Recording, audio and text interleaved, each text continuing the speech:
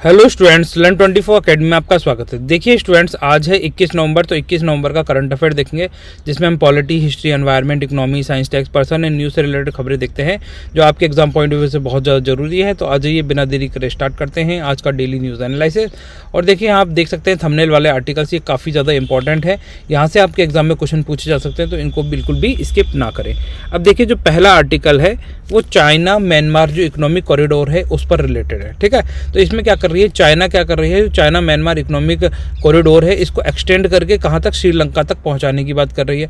तो आपको ये पता होना चाहिए जो CMEC है, ऐसे ही एक अदर प्रोजेक्ट भी है चाइना का, जो चाइना पाकिस्तान इकोनॉमिक कॉरिडोर है, वो आप यहाँ पे देख सकते हैं। ठीक है, तो जिनजियांग प्रोविंस से रिलेटेड ग्वादर पोर्ट तक है ये पाकिस्तान वाला, तो चाइना पाकिस्तान इकोनॉमिक कॉरिडोर। और जो चाइना म्यांमार इकोनॉमिक कॉरिडोर है ये कहाँ से कहाँ तक एक्सटेंड है, ये कई बार पूछ लिया जाता है। तो ये कुनमिंग से अब ये श्रीलंका तक इसको एक्सटेंड करने की बात चल रही है, ये थोड़ा सा ध्यान रख सकते हैं। आज ये देखिए इसके अंदर आप यहाँ समझ सकते हैं चाइना का क्या है प्रोजेक्ट है। ठीक है, BRI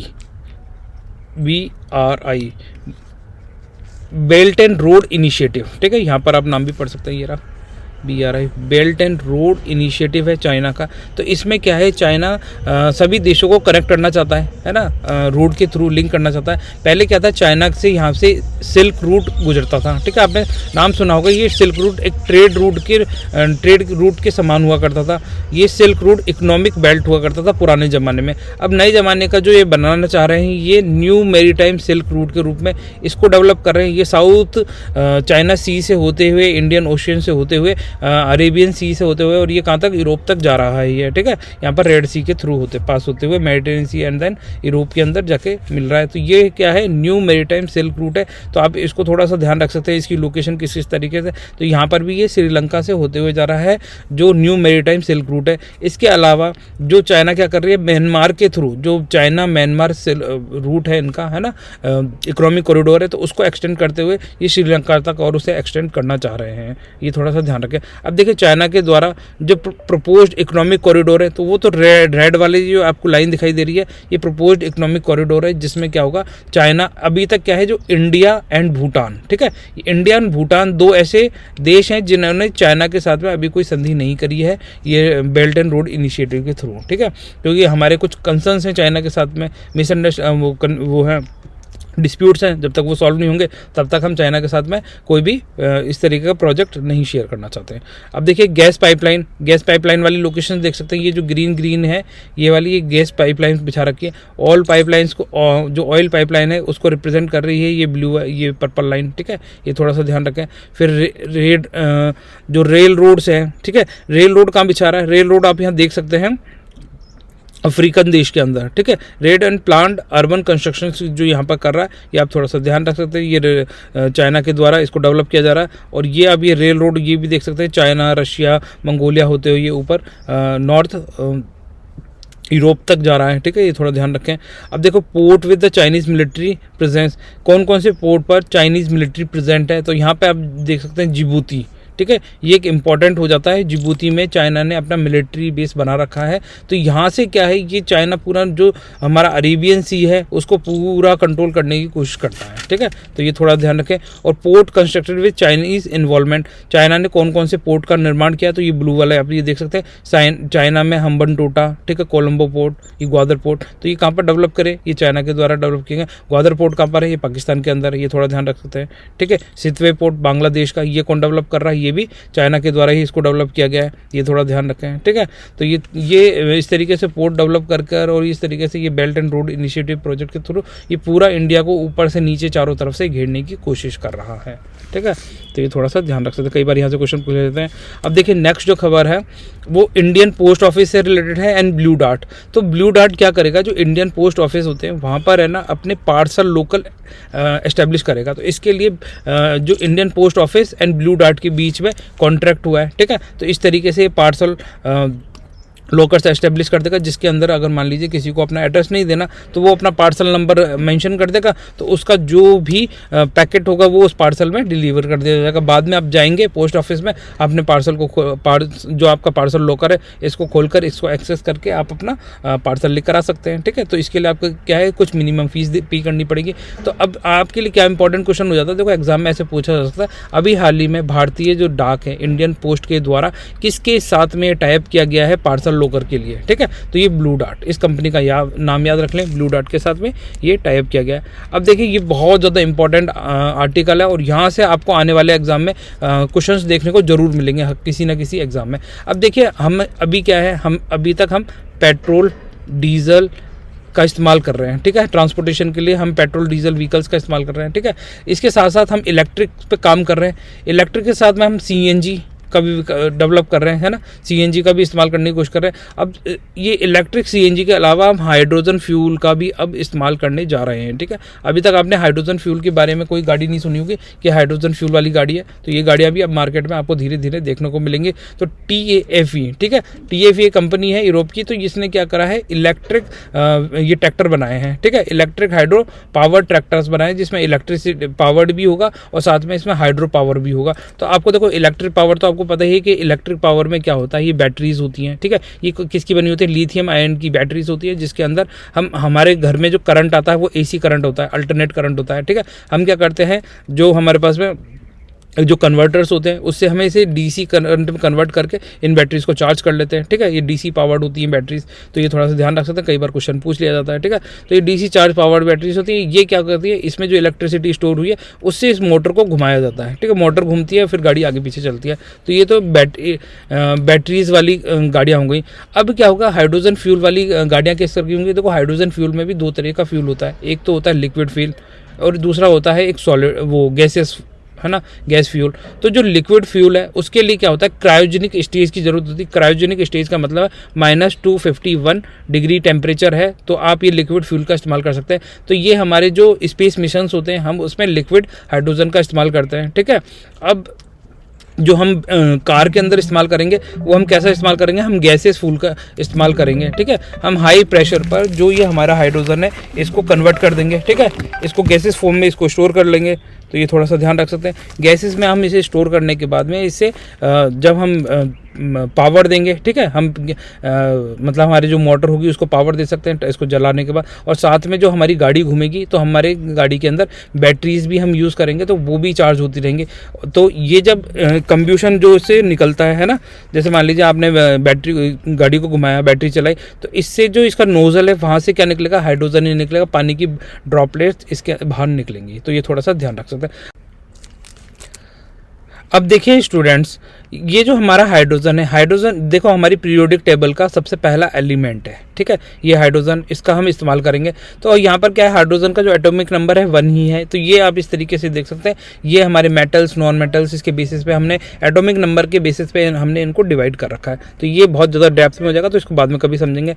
अब देखिए हाइड्रोजन फ्यूल होता क्या है, देखो हाइड्रोजन फ्यूल क्या है, lightest and the first element है पीरियोडिक टेबल में, अभी हमने देखा। ठीक है, जो इसका वेट होता है हाइड्रोजन का बहुत ज़्यादा लेस होता है, हमारी जो एयर होती है उससे भी हल्की होती है। ठीक है, तो ये थोड़ा सा ध्यान रख सकते हैं, यहाँ से कई बार क्वेश्चन पूछे जा सकते हैं। अब देखिए जो हाइड्रोजन होता है, हाइड्रोजन फ्यूल है, ठीक है, तो हाइड्रोजन कैसी होती है, नॉन टॉक्सिक होती है ना, गैर विषैली होती है, जहरीली नहीं होती। अगर आप हाइड्रोजन में सांस लेंगे तो आपको मरेंगे नहीं। ठीक है, नॉन मेटलिक है, मेटल नहीं है ये। ठीक है, हाइड्रोजन ऑर्डरलेस है, टेस्टलेस है, कलरलेस है, हाईली कंब्यूशेबल है विथ डायनेमिक गैस। ठीक है, डाई एटॉमिक गैस के साथ में बहुत जल्दी ये ज्वलनशील है, दहनशील है, ये थोड़ा सा ध्यान रख सकते हैं। इसके अलावा ये हाइड्रोजन क्या करती है, जीरो एमिशन करती है ना, और बर्न विथ ऑक्सीजन। ठीक है, ये हमारे जो एनवायरनमेंट को पॉल्यूट भी नहीं करती है और हम इसे ऑक्सीजन के साथ में इसको जला सकते हैं। तो ये थोड़ा ध्यान रखते हैं, इसीलिए हम इसको क्या है, स्पेस क्राफ्ट में इसका सबसे ज़्यादा इस्तेमाल करते हैं। जब भी हम कोई मिशन भेजते हैं तो उसमें हाइड्रोजन फ्यूल आपने नाम सुना होगा। ठीक है, अब आ जाइए, देखिए ये जो हाइड्रोजन फ्यूल है सबसे ज़्यादा हमारी दुनिया में सबसे ज़्यादा प्रचुर मात्रा में हाइड्रोजन मिलता है। ठीक है, कहाँ मिलता है, सन एंड द अदर स्टार्स पे तो ये सबसे ज़्यादा मिल रहा है, और वहाँ पर ये जो आप ये बर्निंग देखते हैं सन की, स्टार्स की, तो ये हाइड्रोजन फ्यूल के कारण ही ये ज्वलनशील आपको दिखाई देते हैं, है ना। तो ये थोड़ा ध्यान रख सकते हैं। इसके अलावा अगर हम धरती पे बात करें तो हाइड्रोजन का 90% कंसंट्रेशन आपको हमारे यूनिवर्स में मिल जाएगा। जितने भी एटम्स हैं वहाँ ये क्या है, 90% हाइड्रोजन का कंस्ट्रक्शन, कोई भी चीज़ बनी हुई है वो हाइड्रोजन से बनी हुई है, ठीक है। 90% आपको ये दिख जाएगा। अगर हम अर्थ की बात करें, अर्थ पर जो हाइड्रोजन किस फॉर्म में मिलता है, सबसे ज़्यादा ये वाटर के साथ में स्टोर्ड मिलता है, ठीक है। जो हमारे धरती पे जो पानी है ना, H2O के साथ कंबाइन, मतलब ऑक्सीजन के साथ कंबाइंड करके या वाटर के फॉर्म में हमें यहाँ पे धरती पर देखने को मिलता है। इसके अलावा अगर हम बात करें इसकी, तो ये जो हाइड्रोजन है, ठीक है, तो हाइड्रोजन ने क्या करा है, ऑक्सीजन के साथ में रिएक्शन कर रखा है, वाटर के फॉर्म में हमें ये मिलेगा। साथ में जो लिविंग बीइंग है, ठीक है, डेड मटेरियल्स हैं, तो उसमें क्या कार्बन फॉर्म के रूप में ये मिलता है हमें, फॉसिल फ्यूल्स बोल सकते हैं, बायोमास, ठीक है, डेड ऑर्गेनिज्म, लिविंग ऑर्गेनिज्म, ठीक है। तो इसमें कौन सा, हमें कार्बन के फॉर्म में ये देखने को मिलता है, ठीक है। वाटर में हमें ऑक्सीजन के साथ में कंबाइंड मिलता है, ये थोड़ा ध्यान रख सकते हैं। हाइड्रोजन कहाँ कहाँ मिलता है ये भी आपसे पूछा जा सकता है, ठीक है। इसके अलावा अगर हम इसकी बात करें हाइड्रोजन की, तो हम इसे स्टोर कर सकते हैं फिजिकली अदर गैसेस, ठीक है। हम इसको गैस फॉर्म में या लिक्विड फॉर्म में, किसी भी फॉर्म में इसको स्टोर करके रख सकते हैं, ठीक है। अगर हम इसे एक्चुअली क्या है, गैसेस फॉर्म में स्टोर करना चाहते हैं तो इसे हमें हाई प्रेशर पे टैंक्स में स्टोर करना पड़ेगा। अगर हम इसे लिक्विड फॉर्म में स्टोर करना चाहते हैं तो इसे हमें -252 है ना डिग्री सेंटीग्रेड पर एटॉमिक प्रेशर पे इसको स्टोर करके रखना पड़ेगा, ठीक है। क्रायोजेनिक टेम्परेचर पे हम स्टोर करेंगे। जब हम इसका प्रेशर क्रायोजेनिक स्टेज में पहुंचा देंगे, जहां पर हम 252 माइनस डिग्री तक हम इसे एटॉमिक प्रेशर देंगे, तब ये लिक्विड फॉर्म में कन्वर्ट हो जाएगी। ये थोड़ा सा ध्यान रखें, ठीक है। तो अब जैसे मान लीजिए अगर आप इसे स्टोर करना चाहते हैं एज एन सॉलिड, ठीक है, सॉलिड के ऊपर, तो बाय एब्जॉर्प्शन मेथड से आप इसे स्टोर कर सकते हैं, या फिर आप विद इन ए सॉलिड के अंदर करना चाहते हैं तो बाय एब्जॉर्प्शन मेथड से आप इसे किसी सॉलिड के भीतर भी अवशोषित करके रख सकते हैं। तो ये थोड़े से कंसेप्ट हैं, ये याद कर लीजिए, यहाँ से आपसे एग्जाम में क्वेश्चन पूछे जा सकते हैं, ठीक है। इसके अलावा देखिए नेक्स्ट खबर है गवर्नर से रिलेटेड। जो तमिलनाडु के गवर्नर हैं, इन्होंने क्या करा, जैसे आपको पता है कि लेजिस्लेटिव असेंबली के द्वारा बिल पास किए जाते हैं, ठीक है। ये जो बिल पास किए जाते हैं, ये गवर्नर क्या करता है, आर्टिकल 200 का मिसयूज़ करते हुए, आर्टिकल 200 क्या कहता है, आर्टिकल 200 कहता है, ठीक है। ये देखिए यहाँ 2020 लिखा हुआ है, तो आर्टिकल 200 कहाँ लिख रहा है, ठीक है, कहीं लिख रहा है, नहीं लिख रहा, चलो कोई बात नहीं। तो आर्टिकल 200 देखो यहाँ लिखा हुआ नहीं है, ये तो 2020 लिख रहे हैं, जनवरी से, 2020 जनवरी से ही क्या गवर्नर क्या कर रहे हैं, बिलों को अपने पास रख ले रहे हैं, है ना। ऐसे बोल दे रहे हैं कि हम इसको बिल को प्रेसिडेंट कंसिडरेशन के लिए रख रहे हैं। तो आर्टिकल 200 क्या बोलता है कि किसी भी बिल को गवर्नर क्या प्रेसिडेंट की कंसिडरेशन के लिए रख सकता है, ठीक है। तो अब ये बोलकर, या फिर किसी बिल को ये जो लेजिस्लेटिव असेंबली से पास होकर आते हैं, ये उनको पास नहीं करते या फिर वापस भेज देते हैं, और जो वापस आते हैं उनको भी पास नहीं करते, उनको वापस रख लेते हैं, ठीक है। तो अब क्या है, जो तमिलनाडु गवर्नमेंट है, ये कहाँ गई, सुप्रीम कोर्ट में गई, और सुप्रीम कोर्ट ने ये कहा है कि अगर कोई बिल रीपास्ड होकर वापस गवर्नर के पास जाता है तो गवर्नर उसको अपने पास नहीं रख सकता, या तो उसे अपनी कंसेंट देनी पड़ेगी, या फिर उसको जो प्रेसिडेंट के नाम से उसको रखा है तो प्रेसिडेंट के पास भेजना पड़ेगा, या फिर उसको रिटर्न करना पड़ेगा, ठीक है। तो ये थोड़ा सा ध्यान रख सकते हैं। तमिलनाडु की लोकेशन देख सकते हैं, इधर क्या है, बे ऑफ बंगाल आपको दिख जाएगा, ठीक है, राइट हैंड साइड में, ये आप ध्यान रख सकते हैं। नीचे इंडियन ओशियन है, ठीक है। ये कई बार पूछ लेते हैं आपसे, तो इन चीज़ों को थोड़ा सा ध्यान रखें, लोकेशन से रिलेटेड क्वेश्चन आपको आने चाहिए। अब देखिए जो नेक्स्ट खबर है, ये क्या है, आंध्र प्रदेश विशाखापट्टनम में 45 बोटों में आग लग गई। एक्चुअली क्या था, एक बोट के अंदर ये CNG बोट थी, ठीक है, एक, और वो CNG बोट में ब्लास्ट होने के कारण बाकी सारी बोटें और चपेट में आ गई। जान माल की तो खाली हानि नहीं हुई, माल की हानि हुई है, जान की तो कोई नो कैजुअलिटी है ना, किसी के घायल होने या किसी मरने की खबर तो नहीं आई है। परंतु ये देखिए जैसे हमें ना अदर फ्यूल्स पे कन्वर्ट हो रहे हैं, जिसमें CNG भी एक इंपॉर्टेंट फ्यूल है, और CNG अनेबल्ड गाड़ियाँ आप बहुत सारी देख रहे हैं ना, CNG किट लगे हुए हैं उनके अंदर। तो आप जब भी ये चीज़ें देखें तो ये इनके साथ में क्या डिजास्टर एक्टिविटी भी बढ़ती जा रही है, जैसे जैसे इनका इस्तेमाल हो रहा है। आप कई बार आप है ना CNG गाड़ी के पास खड़े रहेंगे तो आपको वहाँ पे से लीकेज या बदबू आपको दिखाई देगी, सुनाए, मतलब स्मेल फील कर पाएंगे आप, ठीक है। दिखाई तो क्या देती है वो, तो है ना, बदबू को फील कर पाएंगे। और वहीं पर मान लीजिए कोई बीड़ी सिगरेट जला रहा है, तो ये इस तरीके से घटनाएं होने के चांसेस बढ़ जाते हैं। जब भी आप CNG या CNG किट लगाएं तो ये जरूर ध्यान रखें, वहाँ पर जो जैसे कोई सिगरेट पी रहा है, ठीक है, आगजनिक एक्टिविटीज़ हो रही है तो उनको रोका जाए, उनको बैन किया जाए, अदरवाइज इस तरीके की घटनाएं होती रहेंगी, ठीक है, इनको रोकना भी ज़रूरी है।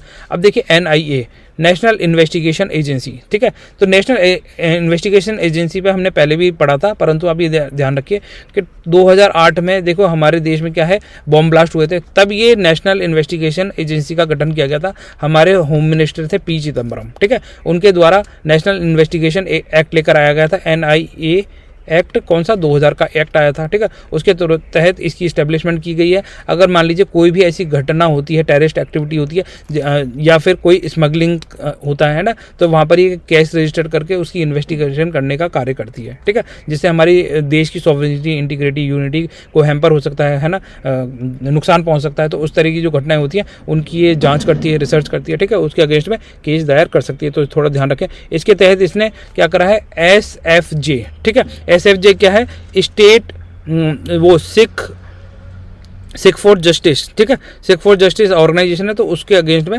केस रजिस्टर्ड किया है, तो ये थोड़ा ध्यान रख सकते हैं। अब अजय नेक्स्ट चलते हैं। देखिए नेक्स्ट खबर है हमारी यहाँ से यमुना रिवर से, ठीक है, आप ये यमुना रिवर रख रहे हैं। यमुना रिवर में क्या है, काफ़ी ज़्यादा गंदगी हो गई है ना, यहाँ पर क्या है, अभी छठ पूजा की गई थी तो उसकी वजह से आप यहाँ देख सकते हैं सफाई करते हुए लेबर दिखाई दे रहे हैं। तो जो अब क्या है कि रिवर गंदी होती है, जब भी इस तरह की घटनाएं होती हैं और रिवर साफ़ नहीं होती, तो इसलिए गवर्नर दिल्ली गवर्नमेंट को बोल रहे हैं कि आपकी वजह से ये गंदगी हो रही है, ठीक है, हालांकि ये गंदगी तो लोगों के थ्रू होती है, ठीक है, इसमें सरकार भी क्या कर लेगी। अब यहाँ देखिए जो क्वेश्चन तो ये पूछा जाएगा कि गंगा का ओरिजिनेशन कहाँ से होता है, तो ये होता है यमुनोत्री ग्लेशियर, उत्तराखंड में यमुनोत्री ग्लेशियर है, ठीक है, यमुनोत्री, ठीक है, ये थोड़ा ध्यान रखें, यमुनोत्री ग्लेशियर से ये ओरिजिनेट होती है। उसके बाद में ये बहते हुए यहाँ पर इलाहाबाद में, ठीक है, त्रिवेणी संगम पर ये गंगा में जाके मर्ज हो जाती है, ठीक है, प्रयागराज में त्रिवेणी संगम बनाती है, तो वहाँ पर ये गंगा में मर्ज होती है। उससे पहले आप ये थोड़ा ध्यान रख सकते हैं, इसकी जो राइट बैंक ट्रिब्यूटरीज, देखो जब जिस साइड में मुंह होता है ना, उसके इधर से तो लेफ्ट होगा और इधर से राइट होगा, है ना, जैसे अपना मुंह है तो उस हिसाब से देख लीजिए। तो ये इसकी राइट बैंक ट्रिब्यूटरीज है,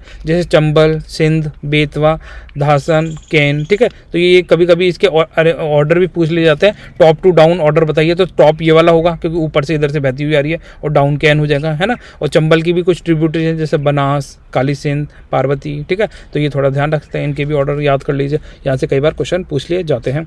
अब देखिए यहाँ पर नेक्स्ट खबर है ट्रेड फेयर से रिलेटेड। तो इंडिया में क्या है, 42 नंबर का India International Trade Fair organise किया गया है, जो 14 से 27 नवंबर 2023 तक चलेगा, ठीक है। कहाँ पर हो रहा है ये, भारत मंडपम प्रगति मैदान न्यू दिल्ली के अंदर इसको ऑर्गेनाइज किया जा रहा है। तो यहाँ से क्वेश्चन पूछा जा सकता है, ये थोड़ा ध्यान रखें।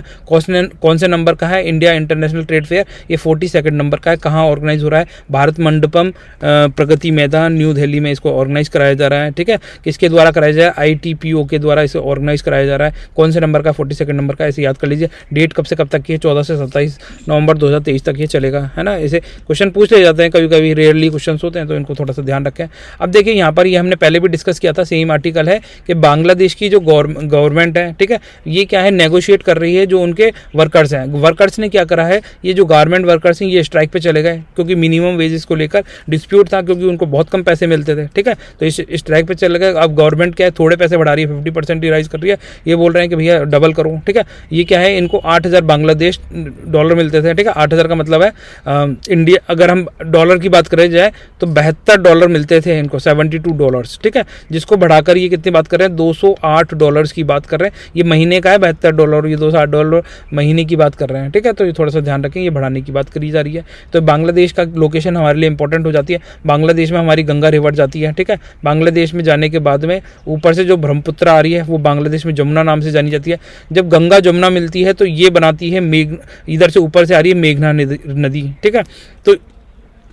तो गंगा जमुना, ठीक है, गंगा जमुना मिलने, गंगा ब्रह्मपुत्र का नाम क्या हो जाता है, जमुना हो जाता है। अब गंगा जमुना जब मिलेंगी और आगे जाएंगी तो मेघना रिवर ऊपर से आ रही है और ये पद्मा नाम से जानी जाती है। ये थोड़ा सा नाम याद रख सकते हैं, यहाँ से कई बार क्वेश्चन पूछे जाते हैं।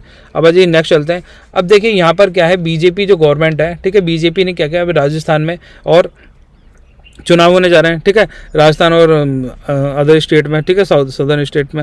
तो यहाँ पर क्या, तेलंगाना में, राजस्थान तेलंगाना में जो चुनाव होने जा रहे हैं, तो इसमें क्या है, जो बीजेपी के जो MPs हैं वो कह रहे हैं कि भैया इंडिया ने 4 ट्रिलियन डॉलर की इकोनॉमी अचीव कर लिया है, ठीक है। हालांकि कांग्रेस गवर्नमेंट बोल रही है कि अभी तक इस तरह के कोई डेटा नहीं आया, तो ये फेक न्यूज़ क्यों फैला रहे हैं, ठीक है। इस चीज़ पर ये आर्टिकल है, तो हमारे लिए ये इंपॉर्टेंट नहीं होता, हमारे लिए इंपॉर्टेंट है कि क्या इंडिया ने 4 ट्रिलियन की डॉलर की जो इकोनॉमी है वो अचीव कर लिया। अगर इंडिया की जो इकोनॉमिक ग्रोथ है 9 है ना % जीडीपी के साथ में ऊपर जाएगी तो ये अचीव कर लेंगे, ठीक है, अगले 2-3 साल में। परंतु अगर ये इससे कम रह रही है तो ये अभी थोड़ा मुश्किल है अचीव कर पाना। तो अब यहाँ देखिए जो जीडीपी ग्रोथ है वो कितनी है, 6 से लेकर 6.8% की रहने वाली है एक्सपेक्टेड है 2023-24 में, और ये जबकि 9% है, इससे ज़्यादा की 9 से 11% ऐसे कुछ डाटा है, ठीक है। तो वो थोड़ा सा कन्फर्म देख के बताएंगे आपको, पर 9 से 11% से ऊपर ही रहेगी तभी ये अचीव कर पाएंगे, थोड़ा ध्यान रखना, ठीक है। अब देखो जो इंडिया का फिजिकल डेफिसिट है 2022-23 में कितना है, 6.4% है, जिसे वित्तीय घाटा बोला जाता है, ठीक है। इन्फ्लेशन अगर हम बात करें WPI 11.5% है, और CPI हम कंज्यूमर प्राइस इंडेक्स की बात करें तो 6.8% है, ठीक है। अगर फॉरेन एक्सचेंज रिजर्व की बात करी जाए इंडिया में 2022-23 में, तो हमारे 563 के ही फॉरेन रिजर्व्स हैं, जो पिछले 2021-22 में 607 बिलियन डॉलर तक जो पहुंच गए थे, ठीक है। थोड़ा ध्यान रखें कि 583 बिलियन डॉलर रह गए हमारे, है ना। सर्विसेज की बात करें जाए, सर्विसेज का योगदान 2022-23 में 9.1%, जो काफ़ी अच्छा है। अगर हम 2020-21 की बात करें, जब कोरोना पीरियड था, तो नेगेटिव में हमारा सर्विस रिकॉर्ड चला गया था, सर्विस सेक्टर का जो कंट्रीब्यूशन था GDP में, ठीक है। तो उसके अलावा जो एग्रीकल्चर की हम बात करें तो 3.5% का हमारा एग्रीकल्चर का GDP में एग्रीकल्चर का योगदान है, एग्रीकल्चर एंड अलाइड सर्विसेज का। इसके अलावा इंडस्ट्रियल ग्रोथ की बात करी जाए तो इंडस्ट्रियल ग्रोथ का 4.1% ही योगदान है, तो ये थोड़ा सा ध्यान रख सकते हैं। अब देखिए नेक्स्ट खबर है यहाँ पे IFFI, ठीक है। तो IFFI क्या है, international film festival of India. तो हर साल क्या है, गोवा में मनाया जाता है, ठीक है। तो अभी 20 से 28 नवंबर 2023 को ये ऑर्गेनाइज चल रहा है, मतलब 20 से 28 नवंबर को ये IFFI जो इंटरनेशनल फिल्म फेस्टिवल है ये कहाँ पर होगा, गोवा के अंदर होगा, गोवा में पणजी के अंदर होगा। तो देखो सबसे पहले क्या था, ये गोवा में हर साल नहीं होता था, उससे पहले कहाँ होता था, मुंबई, कोलकाता, बम्बई, इस तरीके, दिल्ली, इस तरीके से अलग अलग लोकेशंस पे होता था इंडिया में। 2004 में 35th एडिशन से, ठीक है, जो ये IFFI है ना, इंडियन फिल्म फेस्टिवल का फेस्टिवल है, तो ये इसका जो 35th एडिशन था 2004 में हुआ था, तो तब से क्या है, इसकी जो लोकेशन है परमानेंट गोवा शिफ्ट कर दी गई थी, इसका वेन्यू कहाँ बना दिया गया था, गोवा को परमानेंटली बना दिया गया था, तो थोड़ा ध्यान रख सकते हैं। और ये हर साल कब, नवंबर से दिसंबर महीने में होता है, इसका मंथ डिसाइडेड नहीं है, परंतु इसकी लोकेशन 35th एडिशन के बाद में फिक्स कर दी गई है, पणजी गोवा में ही हो रहा है, ये थोड़ा सा ध्यान रखें, ठीक है। इसके अलावा आप यहाँ ध्यान रख सकते हैं, ये जो फिल्म फेस्टिवल है इसको ऑर्गेनाइज कराया जाता है national film development corporation of India and जो the state government of Goa, है ना, ये दोनों मिलकर इसको ऑर्गेनाइज कराते हैं हर साल, ये थोड़ा ध्यान रखें। यहाँ से भी क्वेश्चन पूछा जा सकता है कि ये ज्वाइंटली किसके द्वारा किया जाता है या किसके द्वारा सिंगली कराया जाता है, तो ये ज्वाइंटली किया जाता है नेशनल फिल्म डेवलपमेंट कॉर्पोरेशन, जो ministry of information and broadcasting के तहत आती है, और the state government of Goa, है ना, ये दोनों मिलकर करते हैं। अब देखिए इसमें अवार्ड दिए जाते हैं, जैसे golden peacock award best feature film और बेस्ट शॉर्ट फिल्म के लिए दिया जाता है ना, तो जिसे ये डिसकंटिन्यू कर दिया गया, ये इंपॉर्टेंट हो गया है, ठीक है। तो ये बेस्ट शॉर्ट फिल्म को अब नहीं दिया जाता इसमें, ठीक है। Silver peacock award best feature film को अब नहीं दिया जाता, सिल्वर पीकॉक अवार्ड ये दिया जाता है best director, best actor, best actress, best debut film of director and special jury award of the special mention. तो आप ये देख सकते हैं बेस्ट फीचर फिल्म के लिए कौन सा अवार्ड दिया जाता है, बेस्ट फीचर फिल्म के लिए अवार्ड दिया जाता है गोल्डन पीकॉक अवार्ड, ये थोड़ा सा ध्यान रखना है, ठीक है। बेस्ट शॉर्ट फिल्म वाला हटा दिया गया है, डिसकंटिन्यू कर दिया गया है। इसके अलावा अगर हम बात करें डायरेक्टर, एक्टर, एक्ट्रेस की, तो इनको कौन सा दिया जाता है, सिल्वर पीकॉक अवार्ड दिया जाता है, ये थोड़ा सा ध्यान रखना। Best feature film golden peacock award, इतना याद कर लें, ये बहुत ज़्यादा इंपॉर्टेंट है, यहाँ से क्वेश्चन पूछे जा सकते हैं, ठीक है। इसको लाइटली ना लें, इसका स्क्रीनशॉट लेके इसको याद करें, ठीक है। अब देखिए इसमें स्पेशल अवार्ड दिए जाते हैं, कौन से, यूनेस्को गांधी, है ना, मेडल दिया जाता है, सत्यजीत रे लाइफ टाइम अचीवमेंट अवार्ड दिया जाता है, और Indian film personality of the year award, इसके लिए कौन सा स्पेशल अवार्ड्स दिए जाते हैं, ये थोड़ा सा ध्यान रख सकते हैं, ठीक है।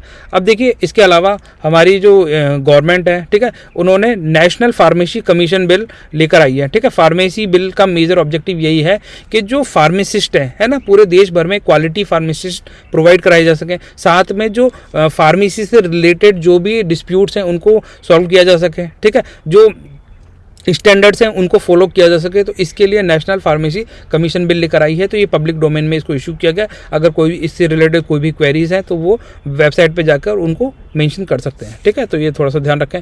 इसके अलावा नेक्स्ट खबर है अर्जेंटीना से।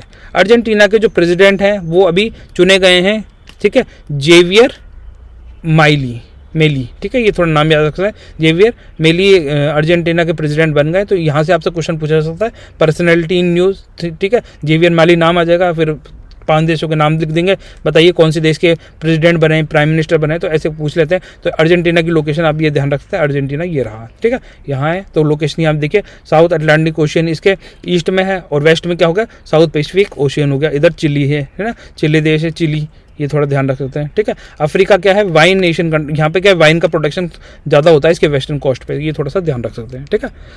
तो देखिए स्टूडेंट्स, ये यहाँ पर अपने आज के लेक्चर खत्म होते हैं, तो फिर अपन मिलते हैं नेक्स्ट लेक्चर में। तब तक आप क्या करें, अगर आपको वीडियो पसंद आए तो वीडियो को लाइक कर दीजिए, चैनल को सब्सक्राइब कर लीजिए, और जाते जाते कर लेते हैं एक होमवर्क का क्वेश्चन। बताइए, हमारे इंडियन कॉन्स्टिट्यूशन का आर्टिकल 15, ठीक है, आर्टिकल 15 बताना है किस चीज़ से डील करता है, बहुत ज़्यादा इंपॉर्टेंट है, कई बार पूछा जाता है। देखो मैं इसलिए आर्टिकल देता हूँ आपको, जिससे क्या होगा, आपके पॉलिटी बहुत ज़्यादा स्ट्रॉन्ग हो जाए। आपको क्या करना है, इनका लिखना है, इसके बारे में खुद से लिखेंगे ना, पढ़ लें, फिर उसके बाद लिखें कमेंट सेक्शन में, तो हमें भी पता चलेगा आप कितना ज़्यादा सीरियस है अपनी पढ़ाई को लेकर, ठीक है। और आप जब आप ये चीज़ करेंगे तो आप अपने अंदर एक ड्रास्टिक चेंज देखेंगे, तो वो जब आप खुद से फील करेंगे ना वो ड्रास्टिक चेंज, तो आप हमें कमेंट सेक्शन में लिख के बताना कि हाँ आप सर, आपने बताया था कि ऐसे ऐसे करने से हमें इंप्रूवमेंट होगी और हो रही है, तो आप हमें यहाँ पे मेंशन भी कर सकते हैं, ठीक है। तो अगर वीडियो पसंद आए तो वीडियो को लाइक कर दीजिए, चैनल को सब्सक्राइब कर लीजिए। आपकी कोई क्वेरीज है, कोई सजेशन है तो उसके बारे में आप कमेंट सेक्शन में लिख सकते हैं। तो फिर स्टूडेंट मिलते हैं नेक्स्ट लेक्चर में, तब तक के लिए बाय। आप सब लोग खुश रहें, अपना ध्यान रखें।